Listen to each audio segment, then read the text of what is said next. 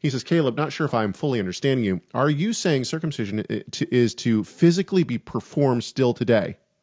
After referencing Paul, if called while uncircumcised or while circumcised, stay as you are. I agree with keeping Torah, Sabbath festivals, and clean food, but not sure I got the circumcision right. Okay, let's go back to my previous comments. Once again, if we have a comment from the Lord, this is a statute forever.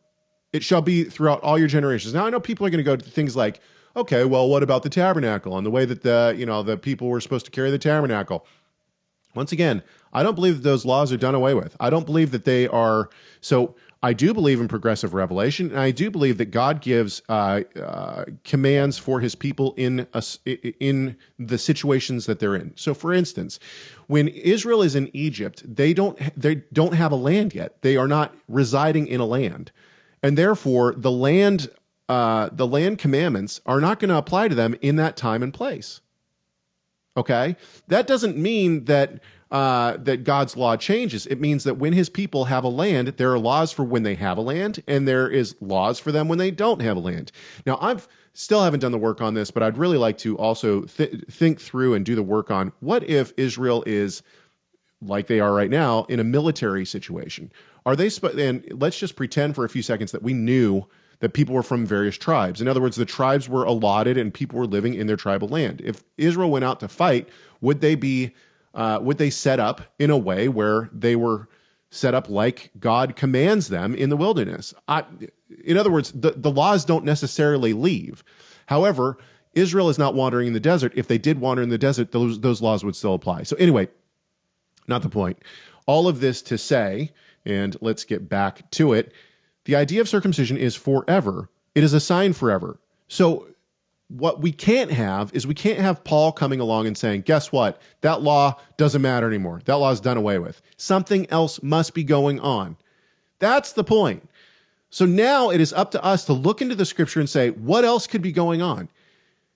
Paul can't be saying that we aren't going to circumcise anymore. So two things here. Number one, you have, and by the way, within the pronomian/Torah movement, this is a issue that is debated, and people don't agree with me on this. But I go back to the basic premise that God says it's forever; it has to be forever. So, number one, should we be circumcising our children on the eighth day, our males on the eighth day? I believe the answer is absolutely. It's commanded by God. It's a sign forever. Why wouldn't we do that? Okay, that's number one. Number two, this is where the question gets really muddied among Torah observant believers. Should we circumcise people who come to faith later in life and are not circumcised on the eighth day? That's where it gets really dicey, if you will. I don't think it gets dicey, but that's what people think. Okay. My answer is yes. If a person comes to faith and they believe that, and they have faith, they've been justified, and they want to keep God's Torah, then they should live that out by getting circumcised. Should they be compelled to get circumcised? What I believe that means is, should they be told you aren't saved or you're not part of the covenant until you're circumcised? And I would say the answer is no. Paul talks about this extensively. Now, there are certain things that aren't going to be able to happen. If there was a temple standing, they wouldn't be able to eat the sacrifice of the Passover, so on and so forth. Okay. So then, and I'm going to kick this over to you in just a few seconds. What could he be talking about? And let's go back to the question at hand.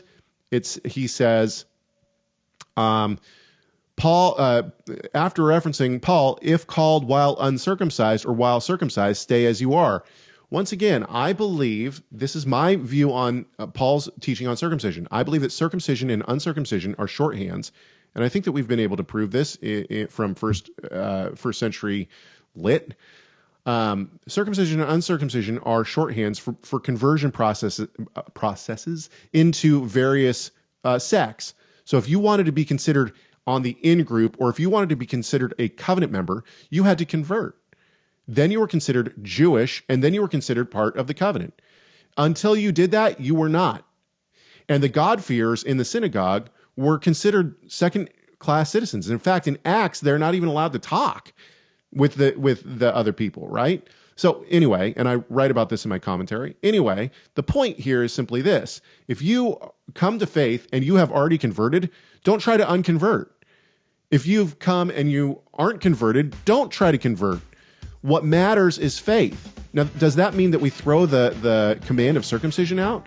No, this has to be two different categories. Thank you so much for watching this video. Tell us your thoughts on this subject by leaving a comment in the comment section. Make sure you like, share, subscribe, and enable those notifications. And we'll see you in the next video.